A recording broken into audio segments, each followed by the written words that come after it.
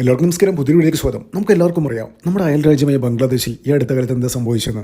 അതായത് ജനാധിപത്യ പ്രക്രിയയിൽ അധികാരത്തിൽ ഏറിയൊരു സർക്കാരായിരുന്നു അവിടെ ഉണ്ടായിരുന്നത്. അതായത് ഷെയ്ഖ് ഹസീനയുടെ നേതൃത്വത്തിൽ പൊടുന്നതിനെ അവിടെ വിദ്യാർത്ഥി പ്രക്ഷോഭം ഉണ്ടാകുന്നു. അത് തീവ്ര ഇസ്ലാമിസ്റ്റുകളെ ജമാഅത്തെ ഇസ്ലാമി ഹൈജാക്ക് ചെയ്യുന്നു. അവിടെ ഷെയ്ഖ് ഹസീനയ്ക്ക് രാജ്യം വിടേണ്ട അവസ്ഥ ഉണ്ടാകുന്നു. അപ്പോൾ ഷെയ്ഖ് ഹസീനയ്ക്ക് അഭയം കൊടുത്തത്? ഇന്ത്യയിലാണ് അഭയം തേടിയത്. അവിടുത്തെ പട്ടാള മേധാവി പട്ടാളമൊക്കെ മുൻകൈ എടുത്തിട്ടാണ് ഷെയ്ഖ് ഹസീന ഈ കലാപം ഉണ്ടാകുന്ന സമയത്ത് പെട്ടെന്ന് ഹെലികോപ്റ്റർ കയറ്റിയിട്ട് നേരെ ഡൽഹിയിലോട്ട് വരുന്നു. ഇപ്പോഴും ഷെയ്ഖ് ഹസീന ഡൽഹിയിലാണ് ഉള്ളത്. അപ്പോൾ പൊടുന്നനെ ഈ അടുത്ത കാലത്താണ് ബംഗ്ലാദേശിലെ സുപ്രീം കോടതി ഒരു വിധി പുറപ്പെടുവിക്കുന്നത്. ഷെയ്ഖ് ഹസീനയ്ക്ക് വധശിക്ഷ വിധിക്കുന്നു. അതായത് ഈ സുപ്രീം കോടതി എന്ന് പറയുന്നത് ഇവർ ചെയ്ത തെറ്റെന്താണെന്ന് വെച്ചാൽ ഇവർ വിദ്യാർത്ഥികൾക്കെതിരെ, അതായത് യുവജനങ്ങൾക്ക് വേണ്ടി ഒന്നും ചെയ്തില്ല. ബംഗ്ലാദേശിന് എഗെയിൻസ്റ്റ് ആയിട്ടാണ് ഈ ഷെയ്ഖ് ഹസീന പ്രവർത്തിച്ചതെന്ന്. എന്താണ് എഗെയിൻസ്റ്റ് ആയിട്ട് പ്രവർത്തിച്ചതെന്ന് ഒരു കാര്യം സുപ്രീം കോടതി പറയുന്നില്ല കേട്ടോ. പെട്ടെന്നാണ് ഇവർക്ക് വധശിക്ഷ ലഭിക്കുന്നത്. അപ്പോൾ ഇന്ത്യയിലുള്ളത് കൊണ്ട് ബംഗ്ലാദേശിലെ ഇപ്പോൾ യൂനിസാണ് അധികാരത്തിലുള്ളത്, മുഹമ്മദ് യൂനിസ്. അപ്പോൾ ബംഗ്ലാദേശ് സർക്കാർ പെട്ടെന്ന് ഇന്ത്യൻ സർക്കാർ മേലെ പ്രഷറൈസ് ചെയ്യുന്നത്, അതായത് പെട്ടെന്ന് ഇവർ വിട്ടു തരണം.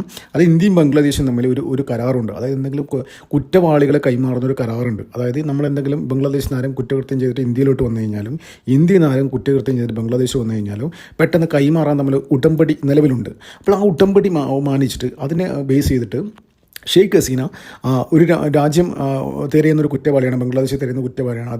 അതുകൊണ്ട് ഇന്ത്യ ബംഗ്ലാദേശിന് ഷെയ്ഖ് ഹസീന വിട്ടുകൊടുക്കണമെന്ന് പറഞ്ഞിരുന്നു. അപ്പോൾ ഇന്ത്യ പറഞ്ഞു അത് നടക്കുന്ന കേസേ അല്ല. അതായത് വധശിക്ഷയ്ക്ക് വിധിച്ചെന്ന് അവിടെ ഷെയ്ഖ് ഹസീന അങ്ങോട്ട് ചെന്ന് കഴിഞ്ഞാൽ ഉടനടി തൂക്കിക്കൊല്ലും. അതാണ് സംഭവിക്കാൻ പോകുന്നത്. നമുക്കറിയാം എന്താണ് അവിടെ ഉണ്ടായത്. ഈ വിദ്യാർത്ഥി പ്രക്ഷോഭം എന്ന രീതിയിൽ ആദ്യം ഒരു പ്രക്ഷോഭം ഉണ്ടാകുന്നു.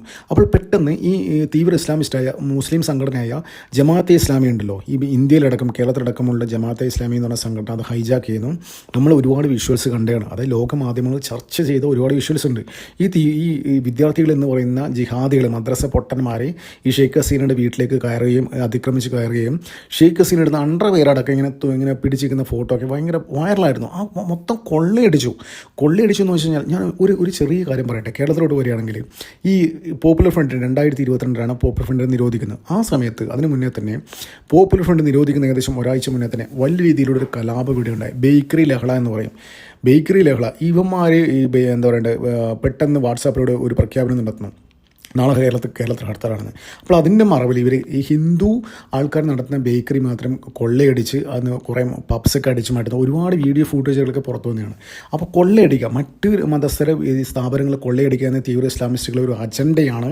അത് അവരുടെ രക്തത്തിലുള്ള സംഭവമാണ്. ഇതേ സംഭവമാണ് ഇവിടെ നടന്നത്, ബംഗ്ലാദേശിൽ നടന്നത്. അത് ഷെയ്ഖ് ഹസീനയ്ക്കെതിരെ ഈ വിദ്യാർത്ഥികളെ ഇറക്കിയിട്ട് ഈ തീവ്ര ഇസ്ലാമിസ്റ്റ് സംഘടന ഇവരാണ് ആദ്യം ഇതിന് പുറകിൽ പ്രവർത്തിച്ചത്.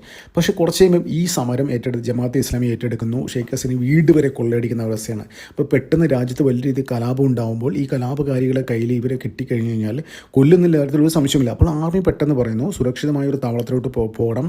അങ്ങനെയാണ് ആർമി അവിടുത്തെ ആർമിയുടെ ഹെഡായ മുഹമ്മദ് വക്കറുസമാൻ എന്ന് പറയുന്ന ഒരാൾ, ഇയാൾ പെട്ടെന്ന് ഇന്ത്യ ഡോവലായിട്ട് കണക്ട് ചെയ്യുന്നു. അങ്ങനെയാണ് ഇവർ ഇടപെട്ടിട്ട് പെട്ടെന്ന് ഷെയ്ഖ് ഹസീന ഇന്ത്യയിലോട്ട് വരുന്നത്. അപ്പോൾ കുറേ കാലമായിട്ട് ഇന്ത്യയിലാണ് ഷെയ്ഖ് ഹസീന ഉള്ളത്. അപ്പോൾ ഇപ്പോൾ കഴിഞ്ഞ ദിവസം ഞാൻ നേരത്തെ പറഞ്ഞ മാതിരി കുറച്ച് ദിവസം മുന്നെയാണ് ബംഗ്ലാദേശ് സുപ്രീം കോടതി ഷെയ്ഖ് ഹസീന വധശിക്ഷ വിധിക്കുന്നതും ഈ യൂനിസ് സർക്കാർ പറയുന്നത് പെട്ടെന്ന് വിട്ടു തരണം, ഇല്ലെങ്കിൽ പണി പാളുന്നില്ല. ആരോടാ പറയുന്നത്? ഈ ബംഗ്ലാദേശ് എങ്ങനെ ഉണ്ടായെന്ന് ഇവന്മാർക്കറിയാം.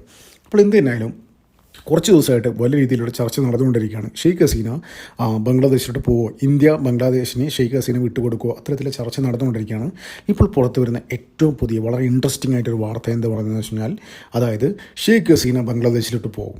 പക്ഷേ അവിടെ ഒരാളും ഷെയ്ഖ് ഹസീനെ തൊട്ടില്ല. കൂടെയുണ്ടല്ലോ ഇന്ത്യയിലെ ഡോവലിൻ്റെ പിള്ളേരും അങ്ങോട്ട് ചെല്ലും. ഏകദേശം 10,000-ഓളം ഡോവലിൻ്റെ പിള്ളേരും ഷെയ്ഖ് ഹസീൻ്റെ കൂടെ ബംഗ്ലാദേശോട്ട് ചെല്ലും. ഒരാളും തൊട്ടില്ല എന്ന് പറഞ്ഞാൽ തൊട്ടില്ല. ഇൻ കേസ് ഷെയ്ഖ് ഹസീനയ്ക്കെതിരെ എന്തെങ്കിലും ഒരു ഫിസിക്കൽ ഒരു എഗൻസ്റ്റ് ആയിട്ട് നടന്നു കഴിഞ്ഞാൽ, ഒരു ആക്ഷൻ നടന്നു കഴിഞ്ഞാൽ അവിടെ പിന്നെ അഴിഞ്ഞാടുന്നത് ഇന്ത്യയുടെ ഡോവലിൻ്റെ പിള്ളേരായിരിക്കും, ഇന്ത്യൻ സൈനികരായിരിക്കും എന്നുള്ള വലിയൊരു മെസ്സേജ് യൂനിസ് സർക്കാരോട് ഒഫീഷ്യൽ പറഞ്ഞിട്ടുണ്ട്. ഷെയ്ഖ് ഹസീന അങ്ങോട്ട് വരും, നിങ്ങൾ ഒരു നുള്ളും മണ്ണ് ഷെയ്ഖ് ഹസീനയുടെ മേൽ വീണ് കഴിഞ്ഞ് കഴിഞ്ഞാൽ പിന്നീട് കളി മാറും, പിന്നെ കളിക്കുന്നത് ഫുൾ ഡോവലിൻ്റെ പിള്ളേരായിരിക്കും എന്നുള്ള വ്യക്തമായ മെസ്സേജ് ഇന്ത്യ കൊടുത്തിട്ടുണ്ടായിരുന്നു. അപ്പോൾ ആ ഒരു ഉറപ്പിൻ്റെ ഇതിൽ തന്നെയാണ് ഷെയ്ഖ് ഹസീന അവിടെ ബംഗ്ലാദേശിലേക്ക് പോകാൻ പോവുകയാണ്. അവിടെ ചെന്നിട്ട് ഷെയ്ഖ് ഹസീന എന്താ ചെയ്യാൻ പോകുന്നത് വെച്ച് കഴിഞ്ഞാൽ, ഇലക്ഷൻ പ്രഖ്യാപിക്കണം എന്ന് പറയും. അതായത് ഉടനടി ഇപ്പോൾ ഇൻ്ററിം മുഹമ്മദ് യൂനിസ് ആരാണ്? നോബൽ സമ്മാനം നേടിയ ഒരാൾ. ഈ നോബൽ സമ്മാനം, ഓസ്കാർ സമ്മാനം, ഇതൊക്കെ അമേരിക്ക ഓരോരോ ആൾക്കാരെ സൂചിപ്പിക്കാൻ വേണ്ടി കൊടുക്കുന്ന സംഭവമാണ്. ഇതിനൊക്കെ എന്താണിത്? ഞാൻ പറയട്ടെ, ഓസ്കാർ കിട്ടുന്ന ആൾ ലോകത്തിലെ ഏറ്റവും മികച്ച ആക്ടറാണോ? ഒന്നുമല്ല. ലോകത്തിലെ ഏറ്റവും മികച്ച ആക്ടർ എന്ന് വെച്ചാൽ അതൊക്കെ വെച്ച് നോക്കുകയാണെങ്കിൽ നമ്മുടെ ലാലേട്ടനൊക്കെ ഉണ്ട് ഇവിടെ. അപ്പോൾ ലാലേട്ടനെക്കാട്ടും മികച്ച അഭിനേതാക്കന്മാരാണ് ഇവന്മാരൊക്കെ. ഇതൊക്കെ ഇവന്മാരുടെ കണ്ണിൽ പൊടിയിടാനുള്ള ഒരു സംഭവമാണ്.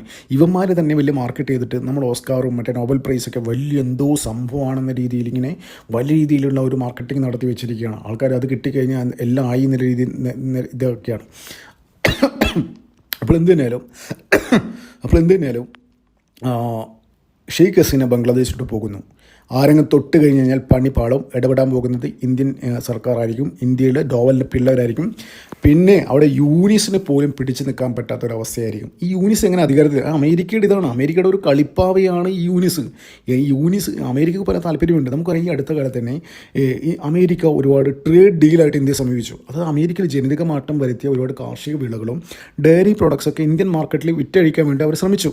ഞാൻ ഒരു ചെറിയ എക്സാമ്പിൾ പറയാം. അതായത് മാംസം നിന്ന പശു, നമ്മുടെ നാട്ടിലെ പശു എന്താ ചെയ്യുക? പുല്ല് തിന്നും. അതായത് വെജിറ്റബിൾ ഇതാണ് പശു. അപ്പോൾ ആ പശുവിൽ നിന്ന് കിട്ടുന്ന പാലാണ് നമ്മളൊക്കെ ഉപയോഗിക്കുന്നത്, അല്ലേ? അപ്പോൾ അമേരിക്ക എന്താ വേണ്ടതെന്ന് വെച്ചാൽ അവിടെ അവർ ജനിതക മാറ്റം വരുത്തി കുറേ പശുക്കളെ ഉൽപ്പാദിപ്പിച്ചെടുത്തു. ആ പശു തിന്നുന്നത് മാംസമാണ്. ബീഫ്, ചിക്കൻ, അങ്ങനെയുള്ള മട്ടൻ, അങ്ങനെയുള്ള കാര്യങ്ങളാണ് ഈ പശു തിന്നുക. അതിൽ നിന്ന് ഉൽപ്പാദിപ്പിക്കുന്ന പാലും അതിന് ഡയറി പ്രോഡക്ട്സ്, ഇതുമായി ബന്ധപ്പെട്ട എല്ലാ കാര്യങ്ങളും ഇന്ത്യൻ മാർക്കറ്റിൽ വിറ്റഴിച്ചിട്ട് ഇവർക്ക് മനസ്സിലാക്കണം എന്താണ് ഇതിൻ്റെ സൈഡ് എഫക്റ്റ് എന്നൊക്കെ അമേരിക്കക്കാർക്ക് മനസ്സിലായിട്ട് ഒരു പ്രശ്നം ഇല്ലെങ്കിൽ അത് അമേരിക്കയിൽ ലാർജ് സ്കെയിലിൽ സെല്ല് ചെയ്യാനുള്ള ഒരു പരിപാടിയാണ് അവർക്ക്. ഇതിൻ്റെ പുറകെ എന്തെങ്കിലും അസുഖങ്ങൾ ഉണ്ടായിക്കഴിഞ്ഞാൽ വലിയ വലിയ മരുന്ന് കമ്പനികൾ ഇന്ത്യയിലോട്ട് വരും. ഇതൊക്കെ വലിയ രീതിയിലൊരു ഒരു ലാർജ് സ്കെയിൽ പ്ലാനാണ് ഇന്ത്യ തകർക്കാൻ വേണ്ടിയിട്ട്. അതായത് ജനിതക മാറ്റം വരുത്തിയ സംഭവങ്ങൾ ഇവിടെ ഇറക്കുന്നു, അതും കഴിച്ചു കഴിഞ്ഞാൽ എന്തെങ്കിലും പ്രശ്നം ഉണ്ടായിക്കഴിഞ്ഞാൽ പുറകെ മരുന്ന് കമ്പനികൾ വരുന്നു. ഇതാണ് ഇവിടെ സംഭവിക്കാൻ പോകുന്നത്. ഇന്ത്യ പോയി പണി നോക്കാൻ പറഞ്ഞു. നരേന്ദ്രമോദി പറഞ്ഞു, നടക്കില്ല, നിങ്ങൾ ആദ്യം അമേരിക്കയിൽ ഇറക്കി നോക്ക്, എന്നിട്ട് അത് ഓക്കെ ആണെങ്കിൽ നമ്മൾ ഇവിടെ ഇറക്കാമെന്ന് പറഞ്ഞു. അപ്പോൾ ഇതിൻ്റെ പേരിൽ വലിയ രീതിയിലുള്ള പ്രശ്നങ്ങളാണ് ഇവിടെ ഇപ്പം നടന്നുകൊണ്ടിരിക്കുന്നത്. അപ്പോൾ ഇന്ത്യ സാമ്പത്തികമായി തളർത്താൻ വേണ്ടിയിട്ടും ഇന്ത്യക്കുണ്ടായി ഈ അടുത്ത കാലത്തുണ്ടായ ഫിനാൻഷ്യൽ ഗ്രോത്ത് തടയാൻ വേണ്ടിയിട്ടും അമേരിക്ക വലിയ രീതിയിൽ നോക്കുകയാണ്. മുമ്പൊക്കെ അതായത് 2014 നരേന്ദ്രമോദി അധികാരത്തിൽ വരുന്നതിന് മുന്നേ തന്നെ അമേരിക്ക എന്ത് പറഞ്ഞു കഴിഞ്ഞാൽ അത് അംഗീകരിച്ചു കൊടുക്കുന്ന ഇതായിരുന്നു. ഇപ്പോൾ ഇവിടെ തന്നെ എന്തൊക്കെയായിരുന്നു? ഇന്ത്യയിൽ താരിഫ് ഏർപ്പെടുത്തിയില്ലേ? അതായത് ഈ പറയുന്ന വെച്ചാൽ ഇവിടെ കാർഷിക വിളകൾ ഇന്ത്യയിൽ നിന്ന് ഇറക്കാൻ പറ്റില്ല, അതിൻ്റെയൊക്കെ പേരിലാണ് താരിഫ് ഏർപ്പെടുത്തിയത്. അപ്പോൾ അവർ പറഞ്ഞു വെച്ചാൽ ഇന്ത്യ റഷ്യയുടെ പക്കൽ നിന്ന് ഓയിൽ വാങ്ങുന്നു. ഈ അമേരിക്കക്ക് എന്ത് അധികാരമുള്ളത് ഇങ്ങനെ പറയാൻ വേണ്ടിയിട്ട്?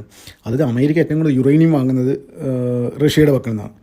ഇവർ ഡബിൾ സ്റ്റാൻഡല്ലേ? അപ്പോൾ ഇതേ ഒരു ലോജിക്കും ഇന്ത്യക്കില്ലേ? അങ്ങനെയാണെങ്കിൽ ഇന്ത്യക്കും റഷ്യയുടെ പക്കൽ നിന്നും വാങ്ങിക്കൂടെ? അപ്പോൾ അതൊന്നുമല്ല കാര്യം. ഇവർക്ക് അതിൻ്റേതായ എന്തൊക്കെയോ പ്രശ്നങ്ങളുണ്ട്. അതായത് ഇന്ത്യൻ മാർക്കറ്റ് പിടിച്ചെടുക്കാൻ വേണ്ടിയിട്ട് അവർ ട്രൈ ചെയ്തുകൊണ്ടിരിക്കുകയാണ്. അപ്പോൾ അവർക്ക് വലിയ രീതിയിലുള്ള പ്രശ്നങ്ങൾ ഇന്ത്യയിൽ ഉണ്ടാക്കാൻ വേണ്ടി നോക്കിയിരുന്നു, പക്ഷെ നടന്നില്ല. അപ്പോൾ അതിനുശേഷമാണ് ഈ ഇന്ത്യയുടെ അയൽരാജ്യമായ നേപ്പാൾ, ബംഗ്ലാദേശ്, ശ്രീലങ്ക, ഇങ്ങനെയുള്ള രാജ്യങ്ങളൊക്കെ, ഫിലിപ്പീൻസ്, ഇവിടെയൊക്കെ വലിയ രീതിയിൽ കലാപം ഉണ്ടാക്കിയിട്ട് ജൻസി കലാപം എന്ന പേരിൽ ഒരുപാട് ജനാധിപത്യ പ്രക്രിയയിൽ അധികാരത്തിൽ വന്ന സർക്കാരിനെ പുറത്താക്കിയിട്ട് അവിടെ അമേരിക്കക്ക് താല്പര്യ സർക്കാരിനോട് ഇൻസ്റ്റാൾ ചെയ്തു. തൽഫലം അവർ ലക്ഷ്യം വെക്കുന്നത് വെച്ച് കഴിഞ്ഞാൽ ഇന്ത്യയും കൂടി വലിയ രീതിയിൽ പ്രഷർ ചെലുത്താൻ വേണ്ടിയിട്ടാണ് അവർ ലക്ഷ്യം വെക്കുന്നത്. പക്ഷേ ഇന്ത്യ ഒരു തരത്തിലും വഴങ്ങുന്നില്ല. ഇന്ത്യ എന്ന് വെച്ച് കഴിഞ്ഞാൽ ഇപ്പോഴും ഇന്ത്യയുടെ ശക്തി എന്താണെന്ന് വെച്ച് കഴിഞ്ഞാൽ 145 ബില്യൺ പീപ്പിളാണ് ഇന്ത്യയുടെ ശക്തി. ഈ മാർക്കറ്റ് എന്ന് വെച്ച് കഴിഞ്ഞാൽ വലിയ രീതിയിൽ മാർക്കറ്റാണ്. അപ്പോൾ അമേരിക്കയെ സംബന്ധിച്ചിടത്തോളം, അമേരിക്ക ഏതൊരു വലിയ കോർപ്പറേറ്റ് കമ്പനിയെ സംബന്ധിച്ചിടത്തോളം ഇന്ത്യയിൽ മാർക്കറ്റ് പിടിക്കുക എന്നതാണ് അവരുടെ ആജീവനാന്ത ലക്ഷ്യം. അപ്പോൾ ഈ മാർക്കറ്റിൽ ഇന്ത്യ ഇല്ലാതെ ഒരു രാജ്യത്തിനും മുന്നോട്ട് പോകാൻ പറ്റാത്ത അവസ്ഥയാണ്. അപ്പോൾ ഇന്ത്യ അവർ പറയുന്ന അവരുടെ ആഗ്രഹങ്ങൾക്ക് വഴങ്ങുന്നില്ല. അപ്പോൾ നരേന്ദ്രമോദിയാണ് അതിന് എഗൈൻസ്റ്റായിട്ട് നിൽക്കുന്നത്. അപ്പോൾ അവരെ എങ്ങനെയെങ്കിലും തൂത്തെറിയണം. അതിൻ്റെ ഭാഗമായിട്ടാണ് ഈ അയൽ രാജ്യമായ എല്ലാ സ്ഥലത്തും പ്രശ്നങ്ങൾ ഉണ്ടാക്കിയിട്ട് ഇത്തരത്തിലുള്ള അവരുടെ ഒരു കളിപ്പാവകളെ അവിടെ അധികാരത്തിൽ ഇൻസ്റ്റാൾ ചെയ്തിരിക്കുന്നത്. അപ്പോൾ ഇതൊന്നും കൊണ്ടൊന്നും ഇന്ത്യ ഒന്നും വഴങ്ങുന്നില്ല. ബംഗ്ലാദേശിൽ ആരായിക്കോട്ടെ, അവിടെ എന്ത് ആയിക്കോട്ടെ, പക്ഷേ എന്തെന്നാലും ഇന്ത്യ അവർക്ക് തൊടാൻ പറ്റുന്നില്ല. ഈ ഓപ്പറേഷൻ സിന്ദൂറിൻ്റെ സമയത്ത് തന്നെ അമേരിക്ക ബംഗ്ലാദേശിന് ഒരു ഇൻസ്ട്രക്ഷൻ കൊടുത്തിരുന്നു. അതായത് ഇന്ത്യ എന്തായാലും പാകിസ്ഥാൻ അറ്റാക്ക് ചെയ്യും. ആ സമയത്ത് ഇന്ത്യ പ്രഷറൈസ് ചെയ്യാൻ വേണ്ടിയിട്ട് ബംഗ്ലാദേശിൽ നിന്ന് ഇന്ത്യനെ അറ്റാക്ക് ചെയ്യുക, അങ്ങനെ ഒരു ഇൻസ്ട്രക്ഷൻ അമേരിക്ക കൊടുത്തിരുന്നു. പക്ഷേ ഇന്ത്യ കളിച്ച കളി കണ്ടപ്പോൾ അവരെ കണ്ണ് തള്ളിപ്പോയി. അതായത് കിരാന ഹിൽസിലെ ബ്രഹ്മോസ് പൊട്ടിച്ചപ്പോഴും അമേരിക്കയുടെ F-16 F-16 ചൈനയുടെ J-17 അടിച്ച് തകർത്തപ്പോഴുണ്ടല്ലോ, ബംഗ്ലാദേശ് കണ്ണ് തള്ളിപ്പോയി. ഇനി എന്താ ചെയ്യേണ്ടെന്നൊരു ഐഡിയ ഇല്ല എന്നുള്ള രീതിയിൽ, അതായത് ഇന്ത്യയോട് മുട്ടിക്കഴിഞ്ഞാൽ ബംഗ്ലാദേശ് ചാമ്പലാവുന്ന രീതിയിലായിപ്പോയി. അപ്പോൾ എന്തായാലും ഷെയ്ഖ് ഹസീന ബംഗ്ലാദേശോട്ട് പോകും. ഇനി ആരെങ്കിലും ഷെയ്ഖ് ഹസീന ഇപ്പോൾ ഒരു മണ്ണ് പോലും ഷെയ്ഖ് ഹസീനയുടെ ദേഹത്ത് വീണ് കഴിഞ്ഞാൽ ബംഗ്ലാദേശ് ചാമ്പലാക്കും എന്നുള്ളൊരു ക്ലിയർ മെസ്സേജിനെ കൊടുത്തിരിക്കുക. തുടറാ പാക്കല ഒരു മെസ്സേജല്ലേ. തൊട്ട് നോക്ക്, ബാക്കി കാര്യങ്ങൾ നമ്മൾ നോക്കാമെന്നുള്ള രീതിയിൽ തന്നെയാണ് ഇന്ത്യ, അതായത് മോദിക്ക് ഗ്യാരണ്ടി കൊടുത്തിരിക്കുകയാണ്. ഷെയ്ഖ് ഹസീന ബംഗ്ലാദേശിൽ പോകും, അവിടെ ഇലക്ഷൻ വരും, അവിടെ പ്രധാനമന്ത്രിയായിട്ട് വീണ്ടും അധികാരത്തിൽ വരും. നമുക്ക് കാത്തിരിക്കാതിനായിട്ട്. നന്ദി, നമസ്കാരം. മറ്റു വീഡിയോ കാണാം.